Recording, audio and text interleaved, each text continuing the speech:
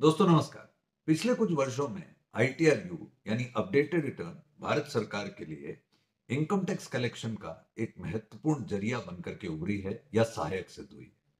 हालांकि अनडाउटली करदाताओं को, टैक्स पेयर्स को भी आईटीआरयू से बेनिफिट ये हुआ है कि जब उनकी रिटर्न भरने की समय सीमा खत्म हो जाती है, तब भी आईटीआरयू उन्हें एक विकल्प देती है अपनी रिटर्न भरने का या ऐसी इनकम डिस्क्लोज करने का जो उन्होंने अपनी आईटीआर में नहीं बताई, और बाद में इनकम टैक्स डिपार्टमेंट ने नोटिस भेज करके एसएससी को जागृत किया कि देखिए आपकी ये रिटर्न में इनकम नहीं है, क्या बोलना चाहते हैं। तो करदाता बहुत सी बार आईटीआरयू भर के फिर फर्दर जो नेगेटिव कॉन्सिक्वेंसेस होते हैं उससे बचने के लिए आईटीआरयू का प्रयोग करते हैं।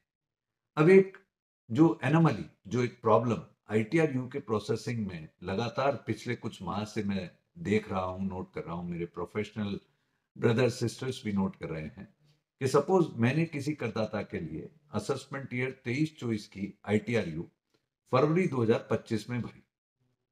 उस समय आईटीआरयू भरते समय टैक्स दिया, 234 एबीसी का इंटरेस्ट यदि एप्लीकेबल था तो वो दिया, साथ ही साथ टैक्स प्लस इंटरेस्ट पर एडिशनल टैक्स भी दे दिया।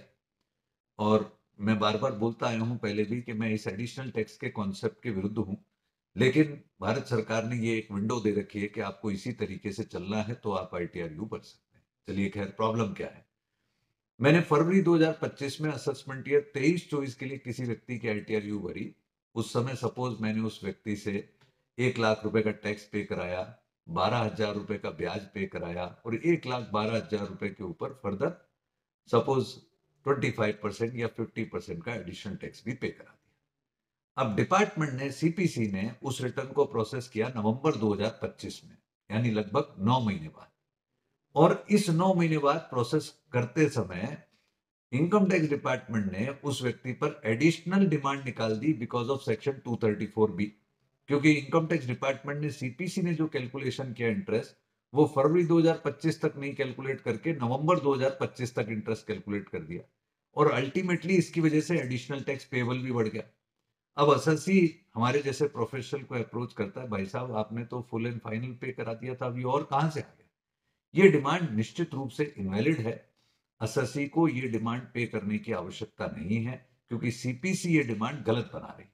अब यदि कोई एसएससी इससे एग्रीव्ड है, उसे प्रॉब्लम है, तो या तो उसे जुरिस्डिक्शन ईओ के पास रेक्टिफिकेशन रिक्वेस्ट लगानी है या अपील फाइल करानी है। अनफॉर्चुनेटली हमारे देश में छोटी मोटी डिमांड के केस में लोग लफड़े में पड़ने की जगह टैक्स पे करना भी पसंद करते हैं, हालांकि वो सही नहीं है। तो आई होप मेरा मैसेज सीपीसी तक जरूर पहुंचे।